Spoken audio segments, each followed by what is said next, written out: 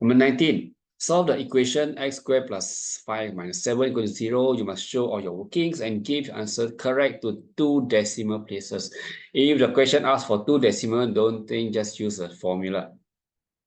So x equal to minus b plus minus square root of b squared minus 4ac over 2a.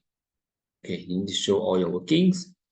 So it's 5 minus 5 plus minus square root of 5 squared minus 4, 1a minus 7, okay, 2, 1. So that equal to minus 5 plus minus square root of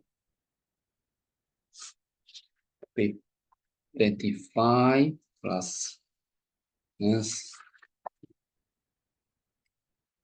so you get 53 over 2. Just here. Okay. So you get square root of 53, so minus 5 plus minus 5, okay, minus 5 plus minus 7.28 over 2. So you plus, 1 is plus,